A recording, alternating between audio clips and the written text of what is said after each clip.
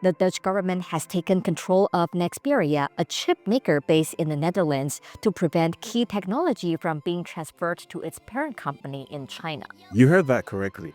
The EU is seriously considering the possibility of expropriating Chinese intellectual property to protect Europe's tech industry. And more than that, it has already seized control of the Dutch operations of a Chinese chip maker to prevent it from transferring the IP to the Chinese HQ. Now, why this is such a big deal is that it has revealed two very important things about the true state of the empire's economy versus that of the rest of the world. The first is that behind all the posturing and tough guy role-playing that the empire's European branch continues to do, especially on the subject of war with Russia, and its continued attempt to re-establish its waning dominance in Africa, Europe is not strong at all. In fact, it's not just economically weakened, but it is also for the first time signaling total defeat to China in the war of industry. And even its mouthpieces like the EU-China Chamber of Commerce are saying the quiet part out loud. It's competition.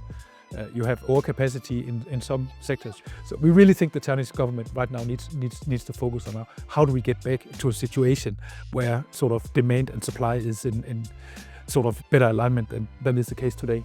Talking to Euronews, the EU business leader warned that if the current trend of trade imbalance continues, tensions with China are almost certain to rise. This never used to happen before. But the second point is even more interesting, and it hinges around something that was said in that video.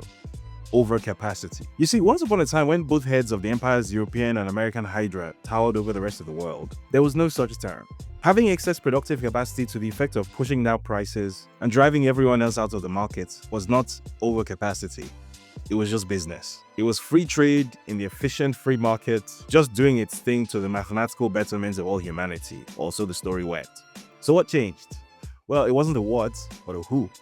As soon as China embraced capitalism on those terms and became far better at it than the empire could have ever dreamed of, then the words started changing. So now, for example, import substitution, which used to be a silly banana republic policy laughed at by the economists, implemented only in backwater countries that had never heard of comparative advantage, is no longer any of those things. It's now official EU policy. Even down to the stuff about technology transfer, value addition, and use of market access restrictions as a bargaining chip with foreign investors. This all used to be utopian nonsense, proposed only by poor, wannabe socialist hellholes in Latin America, Asia, and darkest Africa. But apparently not anymore. As usual with the empire and its never-ending lies, doublespeak, and misdirection, all the things that they said developing countries should not do are the exact things that they themselves are doing now that the shoe is on the other foot. Everything that the empire has ever promoted as what should be your default knowledge, be that preference for small governments, belief in the so-called free markets, and so on, has been one big lie. The only real principle that the empire consistently adheres to is its own craven self-interest. So knowing that they lied for so long and so convincingly about how to run an economy, here's a question. How confident are you that they're not lying right now about other things?